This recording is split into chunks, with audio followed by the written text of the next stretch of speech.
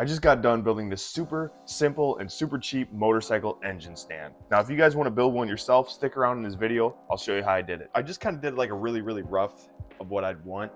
And it's kind of like an idea of what the materials I need and everything.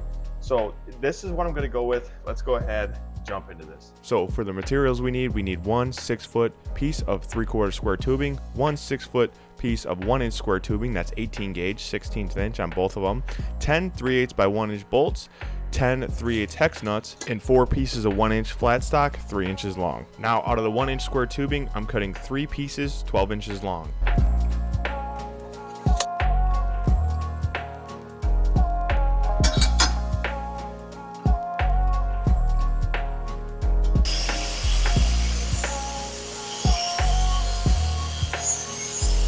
Oh my God, you mark it with a square and you still get that.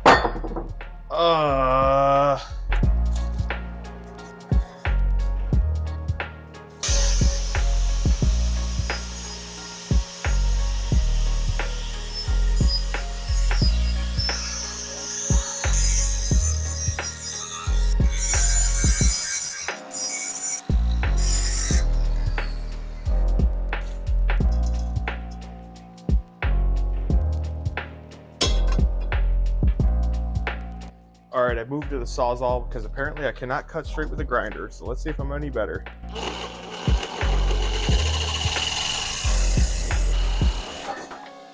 It's better. It's not perfect, but it's better. So we've got our 3 pieces 12 inches long. Kind of give you guys an idea of what we're gonna have here. We're also gonna have another piece of this 3/4 inch tube sliding into here. So this whole thing will be able to adjust. Right now I'm marking out my 2 holes. They're going to be 3/8 holes. They're going to be for lock bolts to lock these 2 pieces together when they slide into each other.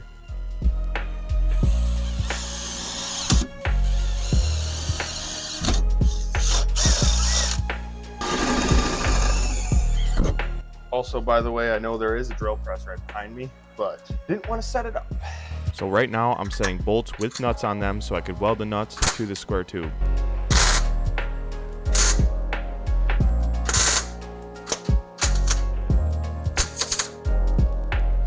Oh, I know. Go ahead, put it down below. Welds are atrocious. You want holes like that in there. Honestly, don't know what happened, why it turned out so bad. You know, obviously it's technique, but I'm gonna try to redeem myself when I'm actually welding the joints, but that was bad. But oh well, you know, hey.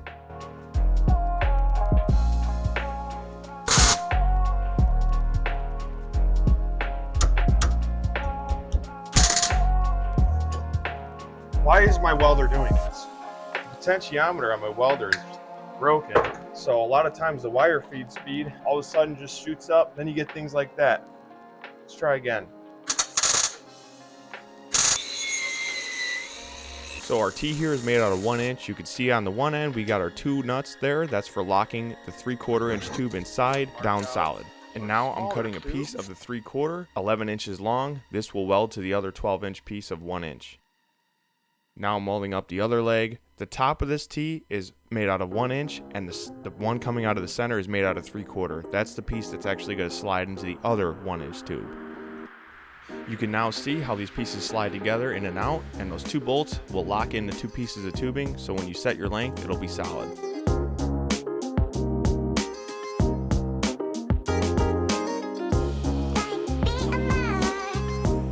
For the struts coming up, I'm cutting 2 pieces of 1 inch, 8 inches long.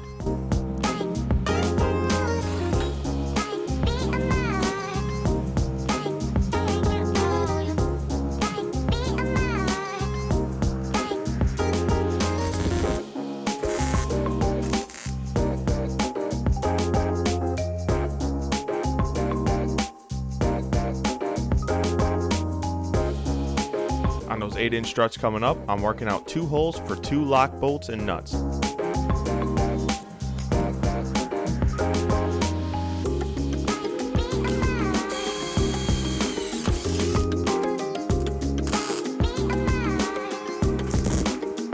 I think we've definitely concluded, if you need your nuts welded, don't call me.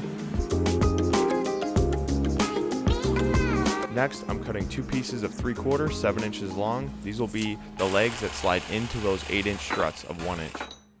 You'll also want to cut 2 pieces of 3/4 tubing, 8 inches long. Those will go on the top part of the T of those 7-inch struts.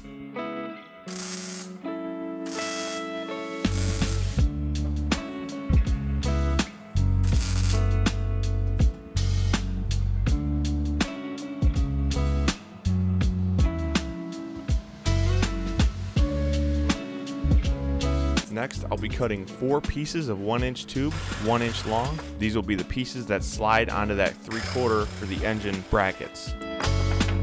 Mark out the center of one side of that 1-inch piece of 1-inch tubing, drill a 3/8 hole, weld your nut and your bolt onto it. You'll be doing this process for all 4 of those 1-inch pieces of 1-inch tubing.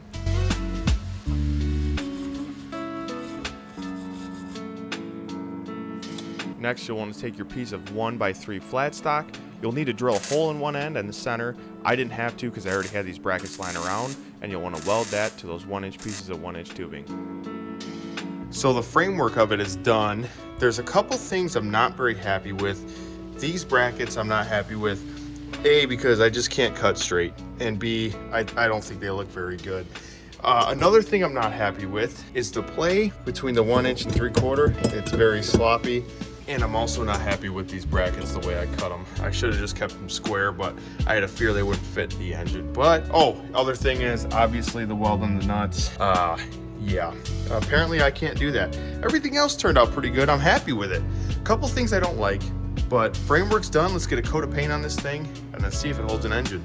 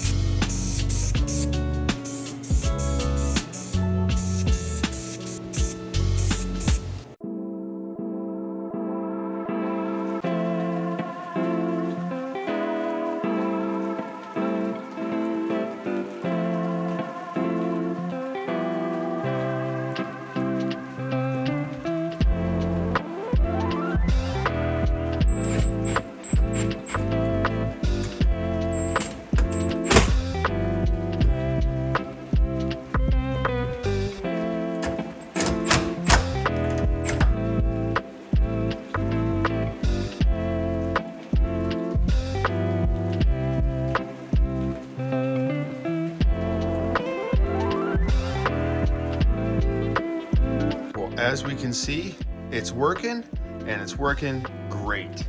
That is the finished product there, guys. Quick little DIY engine stand build. Nothing crazy.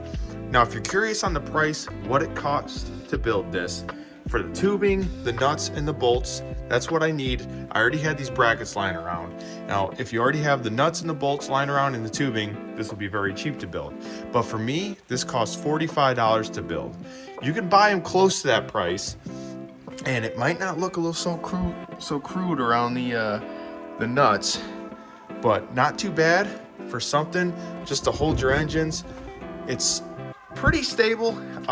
Once it's tightened down and learned, it kind of has a hard time squaring up, but for $45, I'm very happy with it. Thank you guys very much for watching. Any questions on how to build this, leave them down below. Any tips, tricks, whatever, recommendations, maybe I'll build another one of these. Maybe the one I'll have pivot or something. But thank you guys very much for watching. Until next time, see ya.